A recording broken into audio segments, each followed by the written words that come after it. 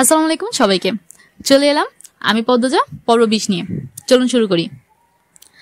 আজ যেন শুধু মোড়ল বাড়ির মাথার উপরেই সূর্যটাও উঠেছে। সকাল থেকে আত্মীয় আপ্যায়নের প্রস্তুতির তোড়জোড় চলছে। সবাই ঘেমে একাকার। বাড়ির প্রতিটি মানুষ ব্যস্ত।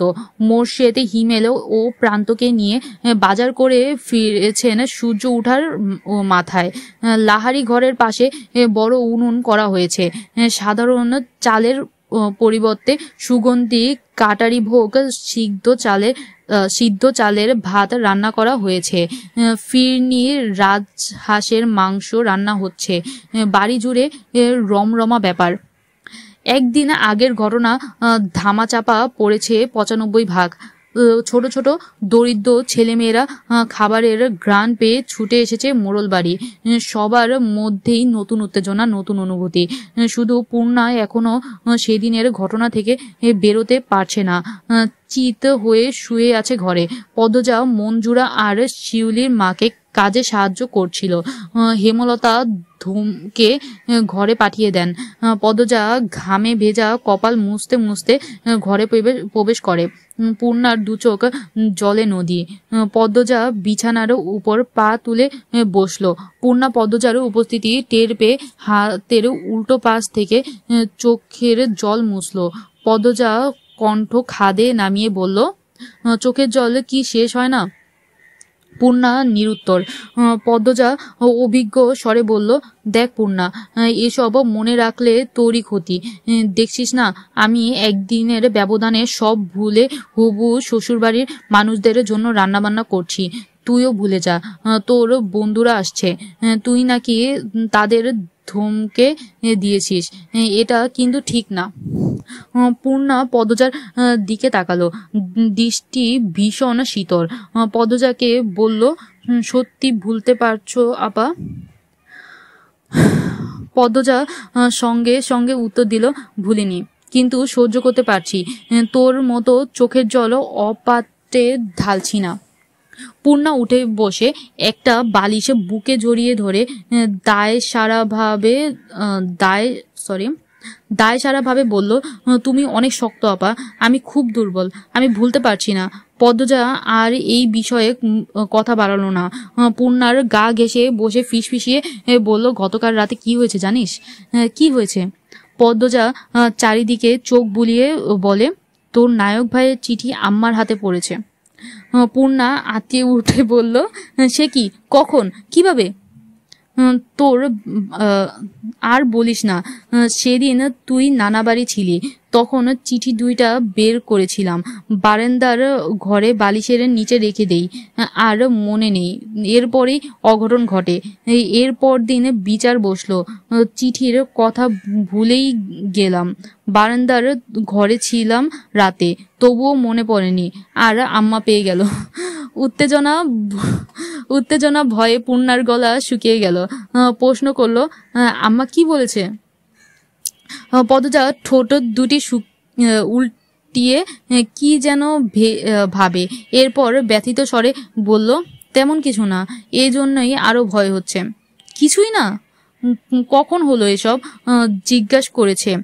আমি বললাম, তুমি যা বলবে তাই হবে। এরপর আম্মা অনেকক্ষণ আমার দিকে তাকিয়েছিল। এরপর বলল, ঘুমা গিয়ে শেষ। দুই বোন একসাথে চিন্তায় পড়ে গেল। কপাল ভাঁজ করে কিছু ভাবতে শুরু করে। পূর্ণা বলল, আম্মা তোমার মুখ দেখে বুঝে গেছে তুমি লেখন ভাইকে ভালোবাসো না। পদ্মজা অন্যমনস্ক হয়ে বলল, মনে হয়। পূর্ণা খুব বিরক্ত নিয়ে বলল, লিখন ভাই এত সুন্দর, তোমাকে এত ভালোবাসে, তবুও কেন ভালোবাসেনি আপা? লিখন ভাইয়ের চিঠি তো ঠিকই সময় করে করে পড়তে। বিয়ে করতে কি সমস্যা? আম্মা দিলে তো করবই, সমস্যা নেই। তোমার এই ন্যাকার কথা আমার ভালো লাগে না আপা। পদ্মজা হেসে ফেলল পূর্ণার রেগে কথা বলা দেখে। পদ্মজা পূর্ণার এক হাত মুঠোয় নিয়ে বলল, গতকাল রাতে আম্মা আব্বার প্রতি ভালোবাসাটা আমাকে বলেছে। প্রথম দেখি নাকি আপন আপন লেগেছিল। আচ্ছা, আব্বার জন্য আম্মা দিনকে রাত, রাতকে দিন মানতেও রাজি ছিলেন, এতটা ভালোবাসতেন। আমার তেমন কোনো অনুভূতি হয়নি তোর নায়ক ভাইয়ের জন্য। প্রথম প্রথম কোনো পুরুষের চিঠি পেয়েছিলাম, সব কিছু নতুন ছিল, তাই একটা ঘুরে গিয়ে নতুন অনুভূতির স্বাদ খাওয়াতে পাচ্ছিলাম।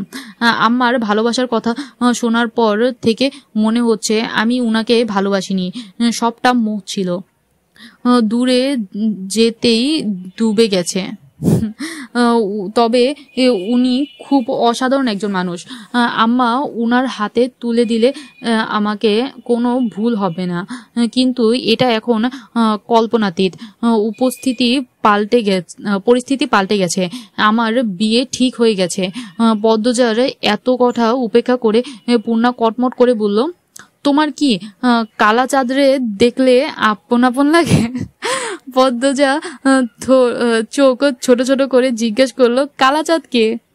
পূর্ণা মিনমিনিয়ে বলল, তোমার হবু জামাই। এরপরে গলা উঁচিয়ে বলল, আমিও কালা জানি, কিন্তু আপা তোমার জন্য লেখন ভাইয়ের মতো সুন্দর জামাই দরকার।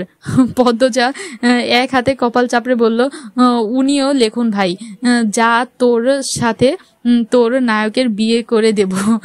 এখন আয়, ঘর থেকে বের হ। মুক্তা সোনামণি রোজিনা আসছে, তোর সাথে কথা বলবে। আয় বলছি, আয়। পূর্ণাকে টেনে নিয়ে বের হলো পদ্মজা। সূর্য মামার রাগ কমেছে, মোড়ল বাড়ির মাথার উপর থেকে দূরে গিয়ে দাঁড়িয়েছে।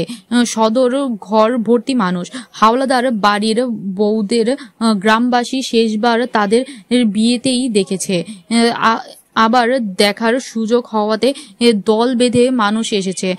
লোক মুখে শোনা যায় হাওলাদার বাড়ির মেয়ে বউদের সারা অঙ্গে সোনার অলংকার ঝলমল করে।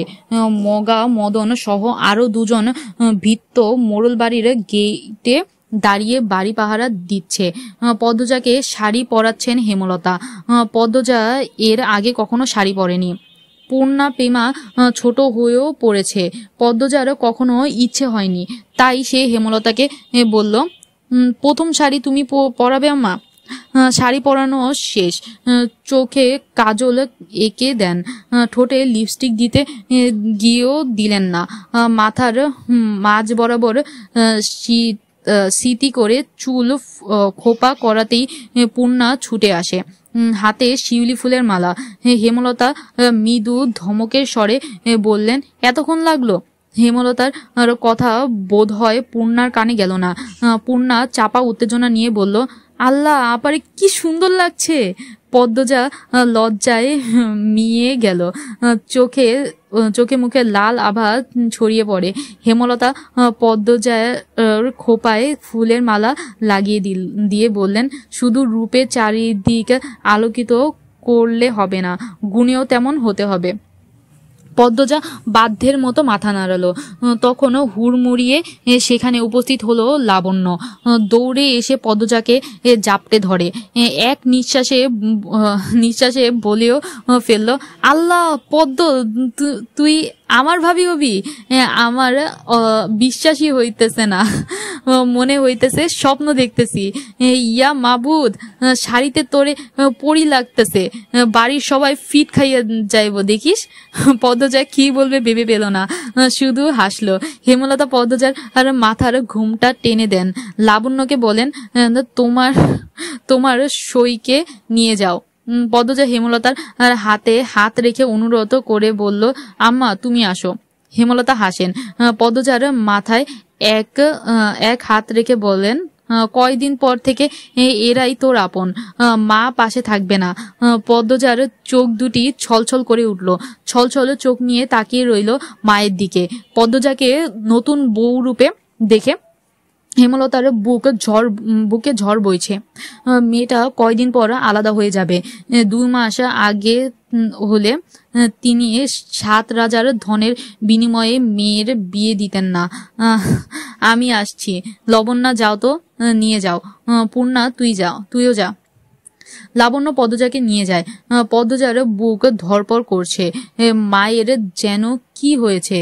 সে পেছনে ফিরে তাকায়। সাথে সাথে হেমলতা অন্যদিকে ঘুরে তাকান। চোখ থেকে দুফোঁটা জল গড়িয়ে পড়ে। তিনি দ্রুত তা মুছেন। সদর ঘর কোলাহলময় ছিল। পদ্মজা ঢুকতেই সব চুপ হয়ে গেল। লাবণ্য পদ্মজাকে ছেড়ে ভারী আনন্দ নিয়ে বলল, আম্মা, কাকিআম্মা, ভাবি, আপারা, এই যে পদ্মজা, আমার নতুন ভাবি। পদ্মজা চোখ তুলে তাকালো। অলংকারে জলজল করা 5 জন নারীকে দেখে যেন চোখ ঝলসে গেল তার। সবাই তার দিকে মুগ্ধ হয়ে তাকিয়ে আছে। পদ্মজা চোখ নামিয়ে ফেলল। তখন কোথা থেকে আবির্ভাব হলো আমিরের। সদর দরজার মুখেই দাঁড়িয়েছিল পদ্মজা। পদ্মজাকে দেখে থমকে গেল সে। পদ্মজার পরনে খয়েরি রঙের জামদানি শাড়ি। শাড়িতে কোনো মেয়েকে এত সুন্দর মনে হতে পারে এর আগে অনুভব করেনি আমির। আমিরের লজ্জা খুব কম। সে উপস্থিত গুরুজনদের উপেক্ষা করে পদ্মজাকে বলল, মাশাল্লাহ, দিনের বেলা চাঁদ উঠে গেছে। লজ্জায় পদ্মজার রগে রগে কাঁপন ধরে। এত লজ্জাহীন মানুষ কি করে হয়? আমিরের মা ফরিনা ধমকের স্বরে বলেন, বাবু, এনে বয় আয়শা। আমির পদ্মজাকে দৃষ্টি স্থির রেখে মায়ের পাশে গিয়ে বসলো। হেমলতা সদর ঘরে প্রবেশ করতেই আমির ধরফরিয়ে উঠল। ছুটে এসে হেমলতার পা ছুঁয়ে সালাম করলো। হবু শাশুড়ির প্রতি আমিরের এত দরদ দেখে ফরিনা খুব বিরক্ত হলেন। পাশ থেকে ফরিনার যা আমিনা ফিসফিসিয়ে বললেন, মেয়ের রূপ আগুনের ঝুলকা, বাবু এইবার হাতছাড়া হইল বলে। আমিনার মন তো ফরিনার মগজ ধোলাই করতে পারল না। পদ্মজার রূপে তিনি মুগ্ধ। আমির কালো বলে তিনি ছোট থেকেই আমিরকে বলতেন, বাবু, তোর জন্যই চান্দেল্লাহান বউ আনাম। আর সেই কথা রক্ষার পথে। তিনি শুধু পছন্দ করছেন না, শ্বশুরবাড়ির প্রতি আমিরের এত দরদ। কি দরকার ঝাঁপিয়ে পড়ে পায়ে ধরে সালাম করার? আমির হেমলতাকে ভক্তির সাথে প্রশ্ন করলো, ভালো আছেন? হেমলতা মিষ্টি করে হেসে বলেন, ভালো আছি, যাও গিয়ে বসো। আমির বাধ্যের মতো মায়ের পাশে গিয়ে বসলো। মজিদ মাতব্বর মোর্শেদের সাথে বাইরে আলোচনা করছেন। আর কোনো পুরুষ আসেনি বাড়িতে। তারা বিয়ের আয়োজনে ব্যস্ত। মুহূর্তে পদ্মজার সারা অঙ্গ সোনার অলঙ্কারে পূর্ণ হয়ে উঠল। রূপ বেড়ে গেল লক্ষ গুণ, যার কোনো সীমা নেই। যার সাথেই পদ্মজা কথা বলেছে সেই এগিয়ে এসে বালা নয়তো হার পরিয়ে দিয়েছে। কি অবাক কাণ্ড! সবাই আড্ডা দিচ্ছে। পদ্মজা চুপ করে বসে আছে। কেউ কিছু প্রশ্ন করলে উত্তর দিচ্ছে। লাবণ্য একজনকে উদ্দেশ্য করে বলল, রানী আপা, বাড়ির পেছনে যাইবা? রানী খুশিতে গদগদ করে বলল, যাব। তার খুশির কারণ লাবণ্য কিছুটা ধরতে পেরেছে। রানীর একজন প্রেমিক আছে, তাই শুধু সুযোগ খোঁজে দেখা করার।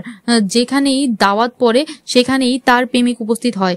লাবণ্য সবার কাছ থেকে অনুমতি নিয়ে পদ্মজা পূর্ণা রানীকে নিয়ে বাড়ির পেছনে আসে। রানী বাড়ির পেছনে এসেই ঘাটের দিকে ছুটে যায়। একটা নৌকা এসে ভিড়ে। নৌকায় কে ছিল দেখা যায় না। রানী নৌকায় উঠে পড়ে। কারো সাথে বিরতিহীন ভাবে কথা বলছে শোনা যায়। পূর্ণা লাবণ্যকে প্রশ্ন করলো, লাবণ্য আপা, রানী আপা কার সাথে কথা বলে? আব্দুল ভাইয়ের সাথে। কোন আব্দুল? যার কথা ভাবছিস। কথা শেষ করে লাবণ্য চোখ টিপল। পূর্ণা অবাক হয়ে বলল, মাস্টারের সাথে? লাবণ্য হাসে। রানী এগিয়ে আসে। লাবণ্য বলে, কথা শেষ? চইলা গেছে। রানী পদ্মজার দিকে তাকিয়ে বলল, মাশাল্লাহ, তুমি এত সুন্দর, আমার কোলে নিয়া আদর করতে মন চাইতেছে। পদ্মজা মুচকি হেসে বলল, আপনি খুব শুকনা, আমাকে কোলে নিতে পারবেন না। শুকনা হইতে পারি, শক্তি আছে। রানীর কথা বলার ঢঙে সবাই হেসে উঠল। পূর্ণা আমিরকে দেখে পদ্মজার কানে কানে বলল, আপা, তোমার খালা চাঁদ আইছে। পদ্মজা পূর্ণাকে চোখ রাঙিয়ে বলল, কি সব কথা, উনার বোনরা আছে। লাবণ্য রানী যা এখান থেকে। আমির এর আদেশ শুনে রানী লাবণ্য খুব বিরক্ত হলো। রানী কাঁদো কাঁদো হয়ে বলল, দা ভাই থাকি না। আমির চোখ রাঙিয়ে তাকালো, ধমকের স্বরে বলল, যেতে বলছি না। লাবণ্য বিরক্তিতে ইস বলে পদ্মকে বলল, আয় অন্যখানে যাই। পদ্মজা থাকুক, তোরা যা। আমিরের কথা শুনে বেশি চমকালো পদ্মজা। লাবণ্য ফস ফস করতে করতে বলল, কেন কেন? পদ্মজা পূর্ণা অন্যদিকে ফিরে আছে। আমির দৃষ্টি কঠোর করতেই লাবণ্য রানী চলে গেল। পূর্ণা চলে যেতে চাইলে পদ্মজা পূর্ণার হাত চেপে ধরে। পূর্ণা পদ্মজার হাত ছাড়িয়ে ধীর কণ্ঠে বলল, একা থেকে তোমার কালাচাঁদের ভালোবাসা খাও। ছি। পূর্ণা ছুটে চলে গেল। আমির পদ্মজার পাশে এসে দাঁড়াতেই পদ্মজা বলল, বিয়ের আগে গুরুজনদের না জানিয়ে এভাবে একা কথা বলা ঠিক নয়। কি হবে? পদ্মজা কিছুক্ষণ নীরব থেকে বলল, কলঙ্ক লাগবে। আর কি বাকি আছে? পরিণাম না বাড়ানোই ভালো। পদ্মজার কথা বলতে একটুও গলা কাঁপেনি। বাড়ির ভেতর চলে আসার জন্য পা বাড়াতে আমির পদ্মজার এক হাত থাবা দিয়ে ধরে, আবার ছেড়ে দিল। পদ্মজা ছিটকে দূরে সরে গেল। আমির বলল, তুমি সত্যি একটা পদ্মবতী। এজন্যই লেখন শাহের মতো সুদর্শন যুবক তোমার প্রেমে পড়েছে। দেখা হওয়ার পর এই প্রথম পদ্মজা চোখ তুলে তাকালো। পরপরই চোখের দৃষ্টি সরিয়ে ছুটে বাড়ির ভেতর চলে গেল। আমির অনেকক্ষণ সেখানে দাঁড়িয়েছিল। দেখতে দেখতে সন্ধ্যা ঘনিয়ে এলো। এবার আত্মীয় বিদায়ের পালা। যাওয়ার পূর্বে লাবণ্য একটা কাগজ পদ্মজার হাতে গুজে দিয়ে বলল, দা ভাই দিছে। ঘুমাবার আগে পদ্মজা কাপা হাতে কাগজটি ভাঁজটি খুলল। কাগজটিতে যত্ন করে লেখা, সারা অঙ্গ কলঙ্কে ঝলসে যাক, তুই বন্ধু শুধু আমার থাক। সবাইকে ধন্যবাদ। আবারও আসসালামু আলাইকুম।